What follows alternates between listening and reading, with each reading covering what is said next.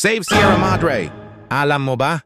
Tuwing may bagyo, lalo na pag malakas tulad ni Super Typhoon Uwan, may isang tahimik na bayani na lagi tayong pinoprotektahan.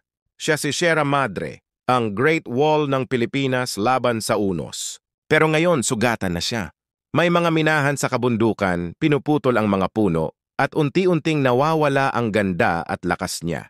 Kung dati, siya ang nagpoprotekta sa atin, ngayon siya naman ang kailangan nating ipagtanggol.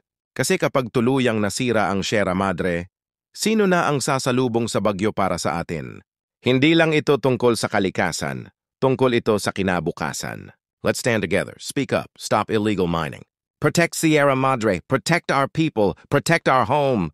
I-share mo to. Itag ang mga kaibigan mo, mga content creator at mga lokal na leader.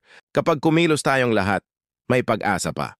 Walang ibang magtatanggol sa kalikasan kundi tayong mga Pilipino.